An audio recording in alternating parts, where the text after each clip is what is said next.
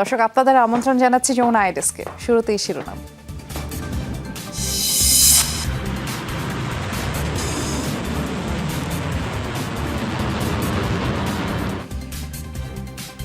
Israeli আগ্রাসনের একদিন পরে ইরানে যুক্তরাষ্ট্রের হামলা, পাল্টা জবাবে ২১ সামরিক লক্ষ্যবস্তুতে মিসাইল ছুড়ল তেহরান।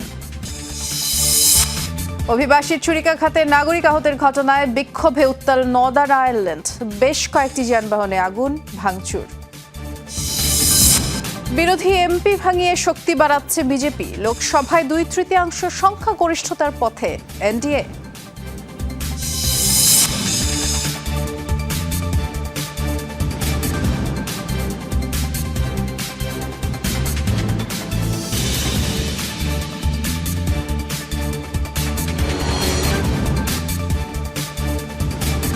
শিরোনামগুলো শুনছিলেন, নুসরাত বৃষ্টি আপনাদের সাথে আছি।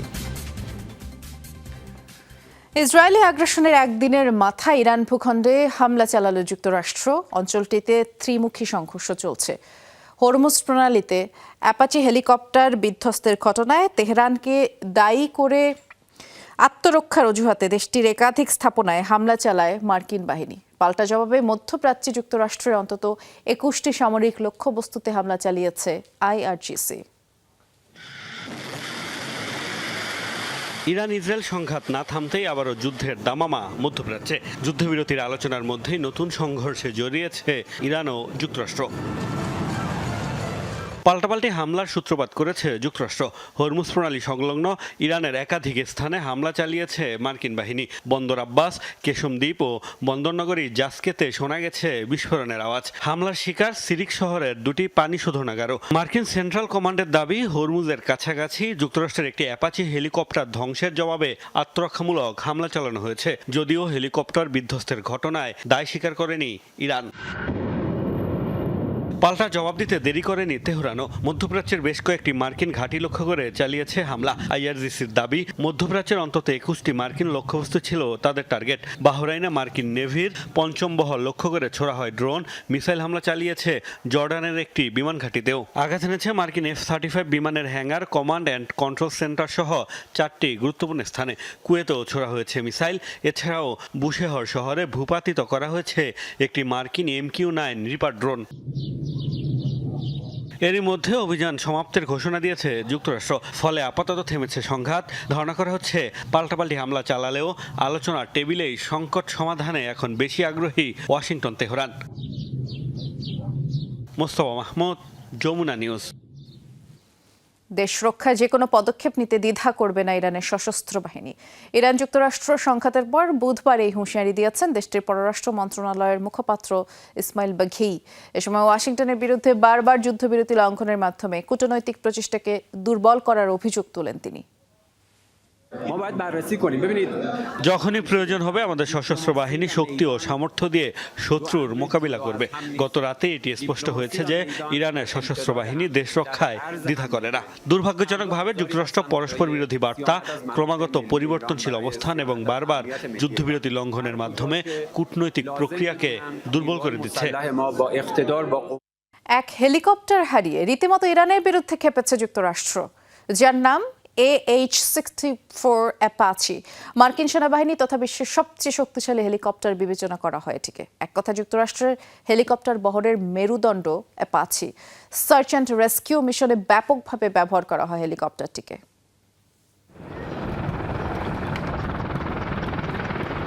বিশ্বের অন্যতম পরীক্ষিত টুইন ইঞ্জিন অ্যাটাক হেলিকপ্টার, যুদ্ধক্ষেত্রে শত্রুপক্ষের ট্যাঙ্ক ও সাজোয়াজান ধ্বংসের জন্য তৈরি করা।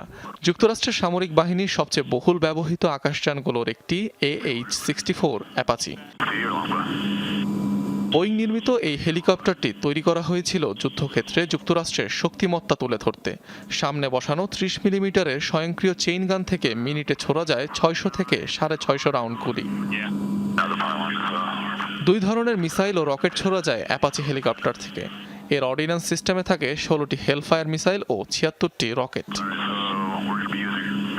ঘন্টায় প্রায় 280 কিলোমিটার বেগে সর্বোচ্চ 20,000 ফুট উচ্চতায় কাজ করতে সক্ষম এই যুদ্ধযান। মিনিট প্রতি প্রায় 2,800 ফুট উচ্চতা অর্জন করতে পারে এটি। অ্যাপাচি হেলিকপ্টারে মূলত 2 জন ক্রু থাকে। আকাশযানটির দৈর্ঘ্যে 48 ফুটের বেশি, এর পাখার ব্যাস 48 ফুট। পেলোড সহকারে এর ওজন দাঁড়ায় সর্বোচ্চ 10,500 কেজিতে। অ্যাপাচিতে থাকা উন্নত নাইট ভিশন প্রযুক্তি ও টার্গেটিং সেন্সর এটিকে দিনে, রাতে অথবা যে কোনো প্রতিকূল পরিবেশে উড়তে সাহায্য করে, যে কারণে সার্চ অ্যান্ড রেস্কিউ ও পেট্রোল মিশনগুলোতে এর ব্যবহার অত্যাধিক। 1984 সাল থেকে মার্কিন বহরে সগৌরবে যুক্ত রয়েছে অ্যাপাচি অ্যাটাক হেলিকপ্টার। বর্তমানে যুক্তরাষ্ট্র ছাড়াও ব্রিটেন, অস্ট্রেলিয়া, ভারত, মিশর, সৌদি আরব সহ মোট 19 দেশের সেনাবাহিনী ব্যবহার করছে এই আকাশযান।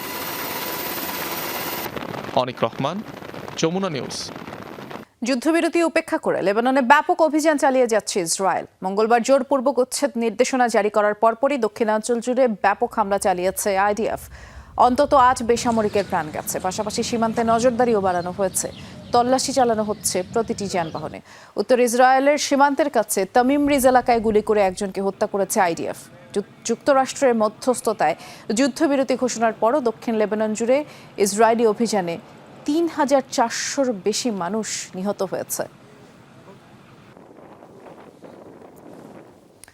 ইরানে হামলার পর যুক্তরাষ্ট্রের প্রতি ফের কড়া হুঁশিয়ারি বার্তা দিয়েছে পররাষ্ট্রমন্ত্রী আব্বাস আরাকচি। নিরাপদে বাঁচতে চাইলে অবিলম্বে ইরান ছাড়তে বলেছেন তিনি। মঙ্গলবার সোশ্যাল হ্যান্ডেল এক্সে দেয়া পোস্টে বলেছেন, যুদ্ধক্ষেত্রে পরাজয়ের পরও ইরানিদের ধৈর্য পরীক্ষা করতে চাইছে যুক্তরাষ্ট্র। হুঁশিয়ারি দেন, পারস্য উপসাগরের ইতিহাসে অনুপ্রবেশকারী বহিরাগতদের পরিণতি সবসময় ভয়াবহ হয়েছে। জানান, যে কোনো আঘাতের জবাবে ছাড় দেবে না ইরানের সশস্ত্র বাহিনী। আবারও আফগানিস্তানে হামলা চালিয়েছে পাকিস্তান। টার্গেট করা হয় সীমান্তবর্তী কুনার, খস্ত ও পাকতিকা প্রদেশ। এক টুইট বার্তায় বিষয়টি জানিয়েছে তালেবান মুখপাত্র জবিহুল্লাহ মুজাহিদ। এই হামলায় কমপক্ষে 26 জন নিহত হয়েছে, যার মধ্যে অন্তত 11 শিশু রয়েছে, নারী বৃদ্ধও রয়েছেন। দেশটির সেনাবাহিনীর বরাত দিয়ে হামলার সত্যতা নিশ্চিত করেছিল এবং দাবি করেছিল বার্তা সংস্থা রয়টার্স। নিষিদ্ধ ঘোষিত সশস্ত্র গোষ্ঠী টিটিপিকে আশ্রয় দেওয়ার অভিযোগে প্রায়ই আফগানিস্তানে হামলা চালায় পাকিস্তান। মার্চ থেকে ভঙ্গুর যুদ্ধবিরতি চলছে ইসলামাবাদ কাবুলের মধ্যে।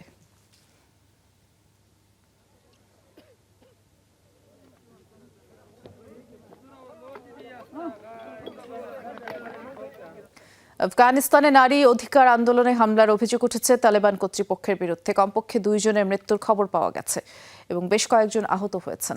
গেল সপ্তাহে নিয়ম ভেঙে হিজাব না পরে জনসম্মুখে চলাফেরা করায় বেশ কয়েকজন নারীকে আটক করে তালেবান কর্তৃপক্ষ। বন্দীদের প্রতি সংহতি জানাতে মঙ্গলবার পশ্চিমাঞ্চলীয় শহর হেরাতে রাস্তায় নামেন প্রায় 150 মানুষ। যোগ দেন কিছু নারীরাও এবং এ সময় বিক্ষোভকারীদের ছত্রভঙ্গ করতে লাঠিপেটা, বেত্রাঘাত করে তালেবান নিরাপত্তা বাহিনীর সদস্যরা। এক পর্যায়ে গুলি ছোড়া হয়, বেশ কয়েকজন বিদ্ধ হন।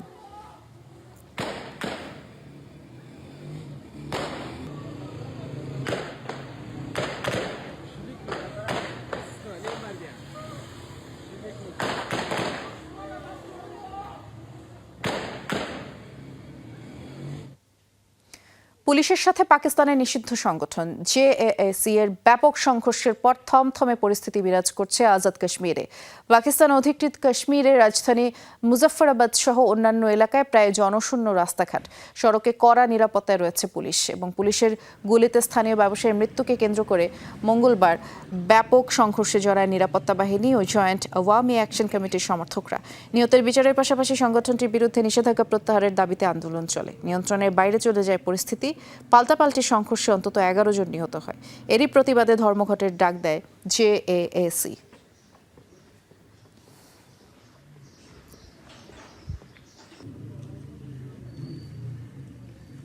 বিক্ষোভে উত্তাল নর্দার্ন আয়ারল্যান্ড। সুদানিজ এক প্রবাসীর ছুরিকাঘাতে গুরুতর আহত হন এক ব্যক্তি। এরপরেই অভিবাসন নীতির বিরুদ্ধে প্রতিবাদের আগুন ছড়ায়। ক্ষুব্ধ মানুষজন রাস্তায় নেমে এসেছেন। অভিবাসন নীতির সমর্থকদের সাথে সংঘর্ষ হয়েছে। এই পরিস্থিতি সামাল দিতে অতিরিক্ত পুলিশ মোতায়েন করা হয়েছে এবং পরিস্থিতি নিয়ন্ত্রণে সবাইকে শান্ত থাকার আহ্বান জানিয়েছে প্রশাসন। দাউ দাউ করে জ্বলছে আগুন, পোড়ানো হচ্ছে একের পর এক গাড়ি। উত্তাল রাজপথ। অভিবাসন বিরোধী ক্ষোভের আগুন ছড়িয়েছে যুক্তরাজ্যের নর্দার্ন আয়ারল্যান্ড জুড়ে। ঘটনার সূত্রপাত একটি নৃশংস ঘটনাকে ঘিরে।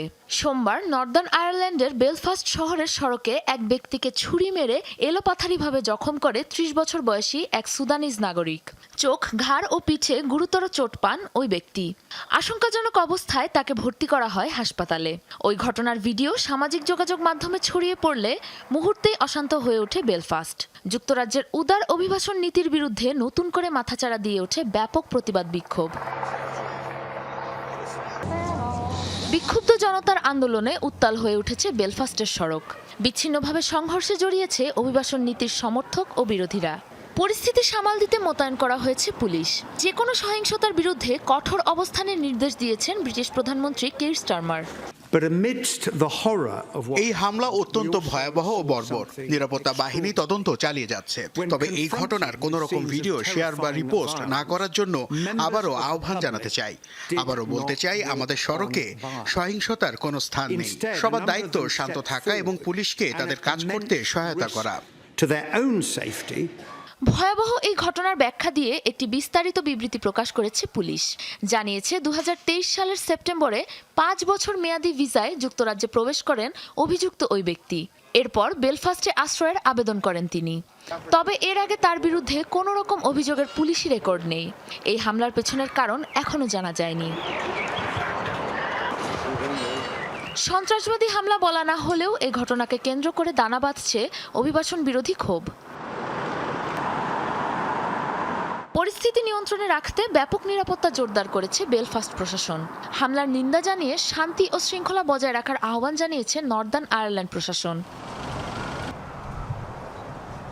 সাবরিনা নুসরাত, যমুনা নিউজ। রেকর্ড করলেন নরেন্দ্র মোদী, অর্জন করলেন ভারতের প্রধানমন্ত্রী হিসেবে সবচেয়ে দীর্ঘ সময় দায়িত্বে থাকার কৃতিত্ব। ভেঙেছেন প্রথম প্রধানমন্ত্রী জওহরলাল নেহরুর রেকর্ড, যা একটানা ৬২ বছর ছিল ধরাছোঁয়ার বাইরে। বুধবার ৪,৩৯৯ দিনে নিরবিচ্ছিন্ন প্রধানমন্ত্রিত্ব পালন করে এই রেকর্ড ভাঙেন নরেন্দ্র মোদী। আর এই উপলক্ষে তাকে অভিনন্দন জানিয়েছেন বিশ্ব নেতারা। Sri Lanka, Papua New Guinea, Trinidad and Tobago সহ কয়েকটি দেশের রাষ্ট্র সরকার প্রধানরা শুভেচ্ছা বার্তা দিয়েছেন। ১৯৫২ সালে প্রধানমন্ত্রী হয়ে ১৯৬৪ সাল পর্যন্ত মোট ৪,৩৯৮ দিন ভারতের প্রধানমন্ত্রী হিসেবে দায়িত্ব পালন করেছিলেন জওহরলাল নেহরু। অন্যদিকে ভারতের প্রধানমন্ত্রী হিসেবে ২০১৪ সালে শপথ গ্রহণ করেন নরেন্দ্র মোদী। গেল বছর ইন্দিরা গান্ধীর ৪,০৭৭ দিন ধরে একটানা প্রধানমন্ত্রী থাকার রেকর্ড ভাঙেন এই বিজেপি নেতা।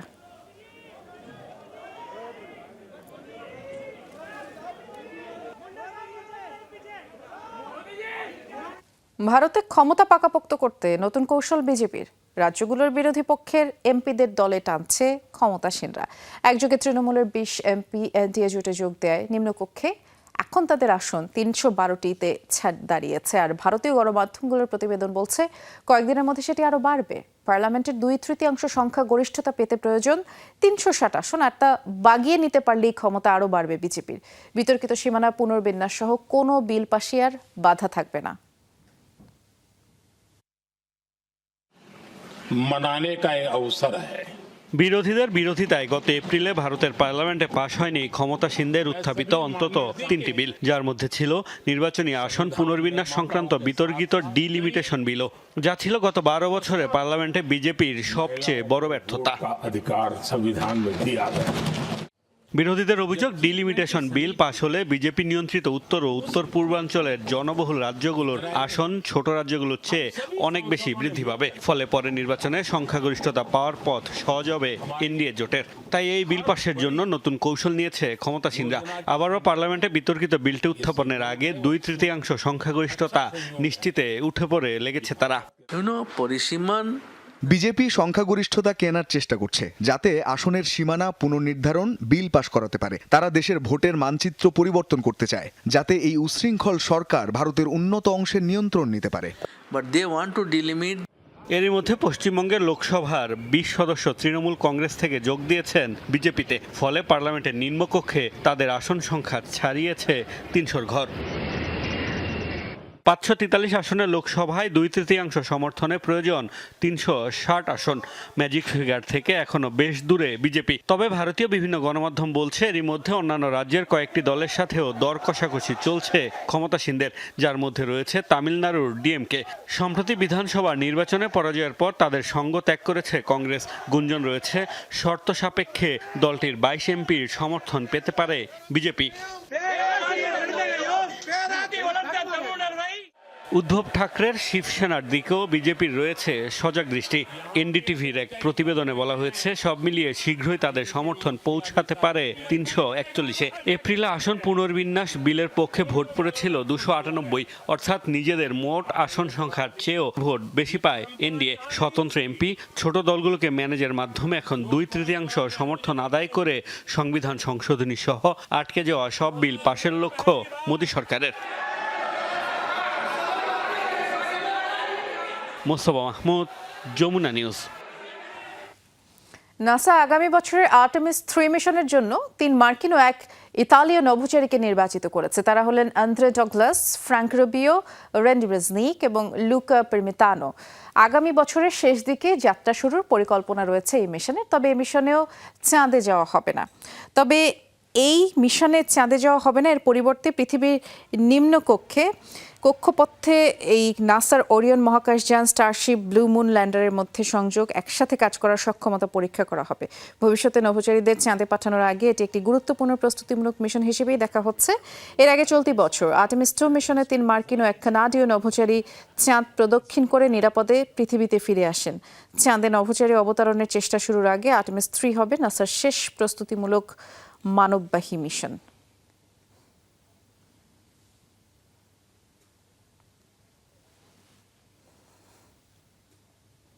দক্ষিণ আফ্রিকার জোহানেসবার্গে এলোপাতারি গোলাগুলিতে কমপক্ষে 12 জনের প্রাণ গেছে। গুরুতর আহতদের মাঝে আশঙ্কাজনক অবস্থায় 9 জনকে হাসপাতালে ভর্তি করা হয়েছে। এই তথ্য নিশ্চিত করেছে দক্ষিণ আফ্রিকা পুলিশ। জানা গেছে মঙ্গলবার গভীর রাতে জোহানেসবার্গের ক্লিভল্যান্ড এলাকার একটি পেট্রোল পাম্পের সামনে 10 জনেরও বেশি বন্দুকধারী উপস্থিত হয়। তারা একটি সাদা টয়োটা গাড়িতে ছিলেন। গাড়ি থেকে নেমে হামলা চালায় বসতিতে। স্থানীয়দের লক্ষ্য করে নির্বিচারে গুলি চালায় দুর্বৃত্তরা। ঘটনাস্থল থেকে পালিয়ে যায়। পরে তাদের ধরতে অভিযান পরিচালনা করছে আইনশৃঙ্খলা বাহিনী। ফিলিপাইনে শক্তিশালী 7.8 মাত্রার ভূমিকম্পের পর গেল 72 ঘন্টায় প্রায় 2000 আফটার শক অনুভূত হয়েছে। এগুলো 1.5 থেকে সর্বোচ্চ 6.5 মাত্রার ছিল। ভূমিকম্পে প্রাণহানি বেড়ে দাঁড়িয়েছে 45 জনে। এখন অন্তত 17 জন নিখোঁজ এবং 6 শতাধিক আহত। বুধবার ফিলিপাইন সিভিল ডিফেন্স কর্তৃপক্ষ নিশ্চিত করেছে বিষয়টি। 35,000-এরও বেশি পরিবার ক্ষতিগ্রস্ত হয়েছে ভূমিকম্পে। ক্ষতিগ্রস্ত এলাকাগুলোতে এখনও উদ্ধার কাজ শেষ হয়নি। কাজ করছে পুলিশ, সশস্ত্র বাহিনী, কোস্টগার্ড সহ প্রায় 4000 উদ্ধারকর্মী। সোমবার স্থানীয় সময় সকালে দক্ষিণ ফিলিপাইনের মিন্দানাও দ্বীপে ভূমিকম্পটি আঘাত হানে। ভূপৃষ্ঠ থেকে যা ছিল মাত্র 6.5 মাইল গভীরে উৎপত্তিস্থল। সুনামি সতর্কতা জারি করা হয় ফিলিপাইন সহ এশিয়ার কয়েকটি দেশে। আয়তনের দিক থেকে ফিলিপাইনের দ্বিতীয় বৃহত্তম দ্বীপ মিন্দানাওতে আনুমানিক 2.5 কোটি মানুষের বসবাস।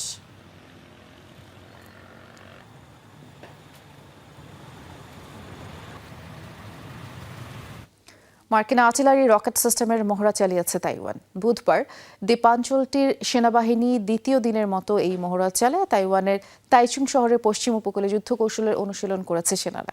কিভাবে 155 মিলিমিটারের হাইউডজের ব্যবহার করে চীনা হামলা ঠেকাতে হয় দেয়া হয়েছে সেই প্রশিক্ষণ। সম্প্রতি তাইওয়ানের আশপাশে সামরিক তৎপরতা বাড়িয়েছে চীন। নিয়মিত নৌ ও বিমান মহড়াও চালাচ্ছে। ক্রমবর্ধমান হুমকি মোকাবেলায় সামরিক প্রস্তুতি নিচ্ছে তাইপেও। সমৃদ্ধ করছে অত্যাধুনিক অস্ত্র ভাণ্ডার। কোটি কোটি বছর আগে বিলুপ্ত হয়ে যাওয়া ডায়নোসরের জীবাশ্ম থেকে তৈরি হয়েছে এক অভিনব বিলাসবহুল হ্যান্ডব্যাগ। বিশেষ প্রযুক্তিতে উৎপাদিত এই চামড়ার ব্যাগটি শিগগিরই নিলামে উঠছে। আয়োজকদের ধারণা এর মূল্য উঠতে পারে 3 থেকে 5 লাখ ইউরো পর্যন্ত। বিশ্লেষকদের মতে বিলুপ্ত প্রাণী থেকে অনুপ্রাণিত এই উদ্ভাবন শুধু বিলাসবহুল পণ্যের জগতে নতুন মাত্রায় যোগ করছে না, একই সাথে পরীক্ষাগারের তৈরি টেকসই ও পরিবেশ বান্ধব চামড়ার বাণিজ্যিক সম্ভাবনাকেও সামনে নিয়ে আসছে। পৃথিবী থেকে ডাইনোসর বিলুপ্ত হয়েছে 6.5 কোটি বছর আগে, কিন্তু এবার সেই টিরেক্সের জীবাশ্ম থেকেই তৈরি করা হয়েছে বিলাসবহুল হ্যান্ডব্যাগ। ফ্রান্সের প্যারিসে নিলামে উঠেছে সবুজাভ নীল রঙের এই ব্যাগ। আয়োজকদের আশা এর দাম উঠতে পারে 3 লাখ থেকে 5 লাখ ইউরো পর্যন্ত। ব্যাগটি তৈরি করতে ব্যবহার করা হয়েছে যুক্তরাজ্যের মন্টানা অঙ্গরাজ্যের পাওয়ার টিরেক্সের জীবাশ্ম থেকে সংগ্রহ করা প্রাচীন প্রোটিনের খণ্ডাংশ। এসব প্রোটিন একটি অজ্ঞাত প্রাণীর কোষে সংযোজন করা হয়, যার মাধ্যমে উৎপাদিত কোলাজেন পরে প্রক্রিয়াজাত করে চামড়ায় রূপ দেওয়া হয়। এই টিরেক্সের কোলাজেন যখন মন্টানায় পাওয়া গিয়েছিল তখন আসলে আমাদের কাছে বায়োটেকনোলজির সাহায্যে চামড়া তৈরি করার প্রযুক্তি ছিল না। জীবাশ্ম থেকে পাওয়া তথ্য বিশ্লেষণ করে কোষীয় গণনার মাধ্যমে এই ব্যাগটি তৈরি করা হয়েছে। নিলাম আয়োজক আলেকজান্দ্রো গিকেলো বলছেন, এটি বিজ্ঞান আর কল্পনার এক অনন্য সমন্বয়। এটি একদিকে স্বপ্ন, অন্যদিকে বৈজ্ঞানিক বাস্তবতা, সব মিলিয়ে সত্যিই অসাধারণ একটি সৃষ্টি। তবে টিরেক্স চামড়া নিয়ে বিতর্ক রয়েছে। প্রকল্পের বাইরের কিছু বিজ্ঞানীর দাবি, এই উপাদান তৈরি করতে অন্যান্য প্রাণীরও জৈব উপাদানের সহায়তা নিতে হয়েছে। তবে গবেষকরা বলছেন, ব্যাগটির মূল কাঠামো তৈরি হয়েছে জীবাশ্ম থেকে পাওয়া খণ্ডাংশের ভিত্তিতেই। ব্যাগটির নকশা করেছে পরীক্ষামূলক ফ্যাশন ব্র্যান্ড এনফিললেভ। গবেষকদের মতে এর রং ও নকশায় প্রাগৈতিহাসিক যুগের আবহ ফুটিয়ে তোলার চেষ্টা করা হয়েছে। অস্মিতা বিশ্বাস, যমুনা নিউজ। এই ছিল যমুনা আইডিস্কের আয়োজনে। সাথে থাকার জন্য ধন্যবাদ সবাইকে।